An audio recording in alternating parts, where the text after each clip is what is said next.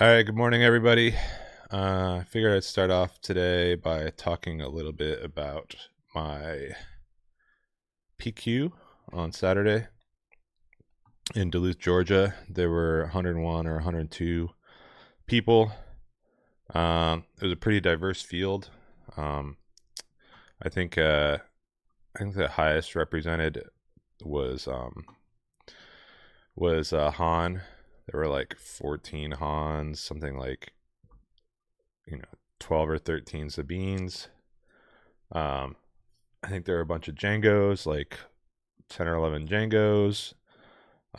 There were 8 Rays, some of whom are probably going to be watching this video. A bunch of my followers were there, Patreon subscribers were there. But otherwise, it was a really diverse field. I think there was 20 different leaders or something like that. So it was pretty diverse, which was pretty good for me. I went into, I think that Rey does really well into a field like that. I think just because like the deck has game into aggro, has game into control, mid range, etc. I tried to angle my deck towards what I thought would be the best players in the field would be playing, and I knew there was going to be some really good Sabine players there, like Frank Myers. I knew was going to be there, and I figured the odds were if I did well, I would have to play him at some point, which ended up being true. We ended up playing in the top 8. That being said, I don't know what I could have done to to win that, but yeah, I tried to angle a little bit for a Sabine matchup. I knew I'd have to play at least 1 or 2 Jangos. I knew I'd probably have to play a bunch of Han. So I put 3 takedowns in the list. Normally I run 2 takedowns in the main board, and I run a couple of Vanquish. But for this tournament, I decided to go with 3 takedowns and 1 Vanquish. I think that was good. I didn't play any control decks. I played a lot of aggro and tempo decks. So having the 3 takedowns was pretty good. I pretty consistently had the takedowns early. I trimmed 1 perilous position and put it in the sideboard. I do like having 3 perilous in the main. I think it's a great card. I think it's one of the best card, if not the best card in Twilight. But I want Perilous is like pretty good against Sabine, but it's not like there are a lot of times against Sabine where playing Perilous doesn't feel that great. So I just didn't want to draw like a lot of Perilous position. I don't want to ever have a hand where I had like 2 Perilous position in my hand. So I figured going to 2 of those was fine. I knew that I would be sacrificing something in the Han yellow matchup by only having 2 in the main board, but I figured with the 3 takedowns, that kind of was the 3 takedowns is like a backstop against that. Like I have Perilous to stop Han from being able to get to 7 on his flip turn, but if I don't have Perilous, takedown to kill DJ is a good backup plan.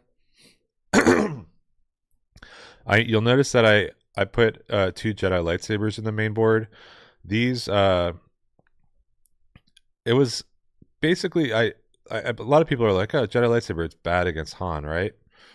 And while that is true, I usually will just resource this against mono Han. I did think Jedi lightsaber is pretty good against Sabine. So I wanted to have him in there for that.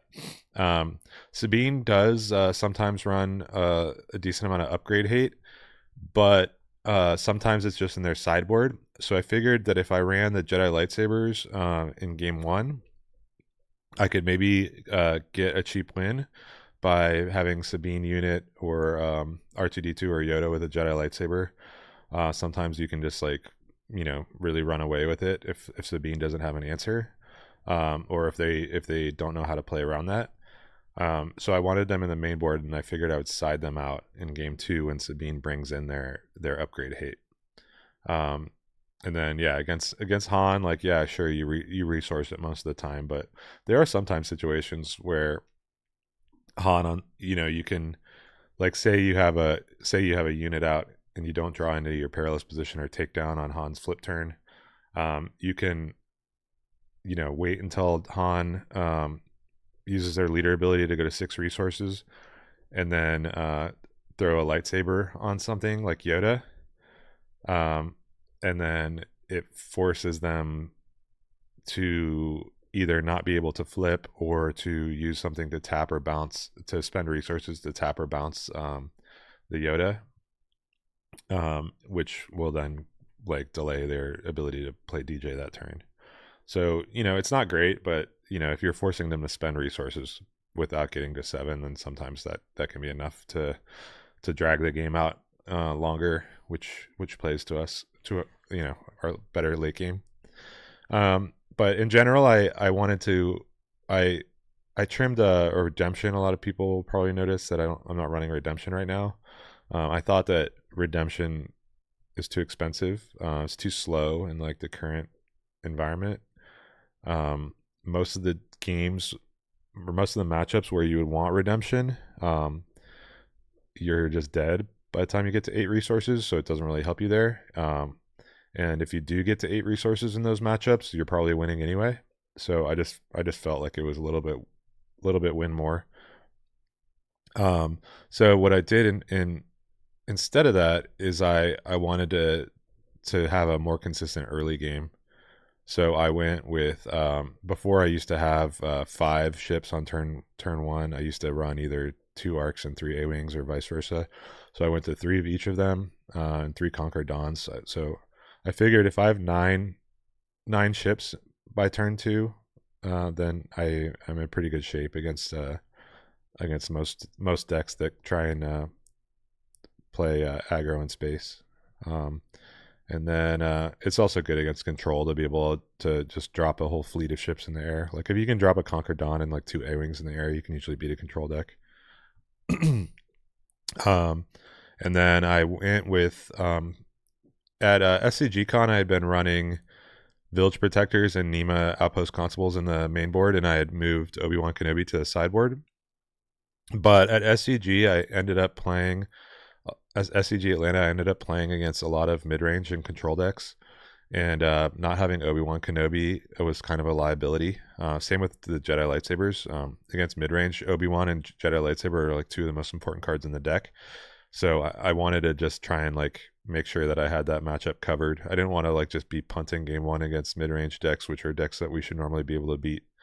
So and also like yeah, Obi-Wan's like very like good bounce target, but sometimes they don't have bounce, especially by the time you're on 6 resource turn. You try and play the game in a way that forces them to use that stuff earlier, and then then you clear the field for him. And if you can play against an aggressive deck, if you can play Obi-Wan Kenobi on 6 and they don't have a way to kill him or bounce him in one action, then usually wins you the game.